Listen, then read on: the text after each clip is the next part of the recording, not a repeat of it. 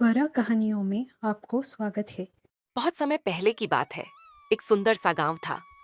उस गांव में रामू नाम का एक लकड़हारा रहता था। रामू बहुत ही ईमानदार और मेहनती था। उसके पास ज्यादा पैसे नहीं थे, लेकिन वह अपनी जिंदगी से खुश और संतुष्ट था। रामू के परिवार में उसकी पत्नी सोनंदा और 2 बच्चे थे। वह रोज सेठ लालचंद के यहाँ लकड़ी काटने का काम करता था। सेठ लालचंद उसे मेहनत के अनुसार वेतन देता था और उसी पैसे से उनका घर चलता था। एक दिन सुबह सोनंदा, रामू, बहुत देर हो रही है, आप काम पर जाइए, बच्चों को मैं स्कूल छोड़ आती हूँ। रामू, ठीक है, पर बच्चों ने 2 दिन से कहा है कि स्कूल की फीस मांगी जा रही है। सोनंदा, यही तो समस्या है। जो पैसे आप घर लाते हैं उससे मुश्किल से खर्च चलता है। इतनी कम तनख्वाह में स्कूल की फीस कैसे दूं? रामू, ठीक है, आज ही मैं सेठ जी से वेतन बढ़ाने की बात करूंगा। इतना कहकर रामू काम पर निकल गया। मास के आखिरी दिन, वेतन का दिन, सभी लकड़हारे सेठ के पास पहुंचे। हरे, अरे भाई, आज वेतन का दिन है, देखना सेठ आज भी कोई ना कोई बहाना बनाएगा। दूसरा लकड़हारा, पिछली बार तो मेरी आधी तनख्वाह काट ली थी, कहकर कि ब्याज बढ़ गया है। सभी सेठ की चालाकी पर बातें कर रहे थे। काम खत्म होने के बाद सभी सेठ की दुकान पर पहुंचे। सेठ, अभी मेरे पास पैसे नहीं है, 2 दिन बाद मिलेंगे। लकड़हारे, सेठ जी, घर का खर्च, बच्चों की फीस, हम क्या करें? सेठ, कहा ना, 2 दिन इंतजार करो। निराश होकर सभी अपने घर लौट आए। रामू ने घर जाकर सोनंदा से कहा कि 2 दिन बाद पैसे मिलेंगे।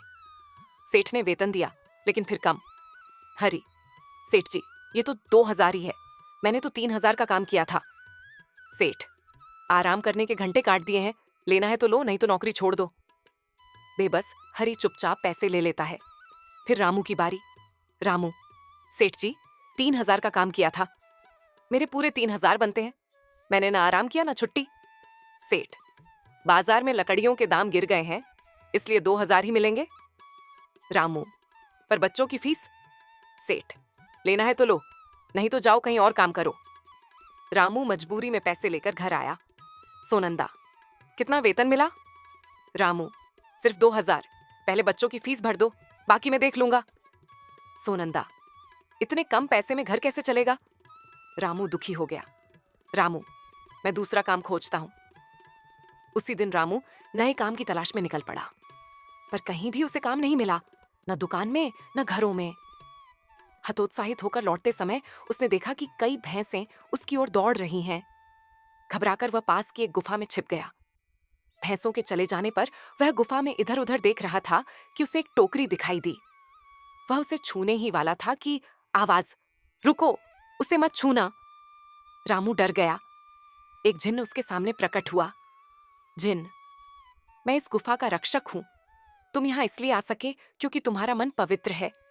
अब जब तुमने टोकरी को छू लिया है, यह टोकरी तुम्हारी है। रामू, मुझे टोकरी नहीं चाहिए, मैं तो बस छुपने आया था।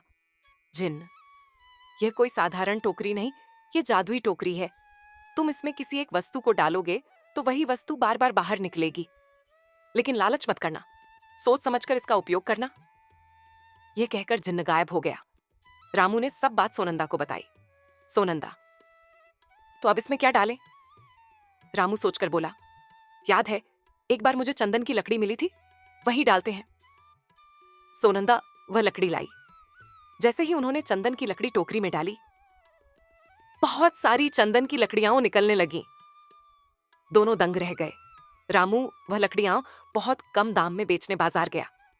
सस्ती कीमत देखकर आम लोग और व्यापारी, दोनों ने बहुत खरीदी। रामू ढेर सारे पैसे लेकर घर लौटा। रामू, सोनंदा, देखो कितना पैसा आया, कल ही बच्चों की फीस भर देना। सोनंदा, अब आपको सेठ के पास काम करने की जरूरत नहीं।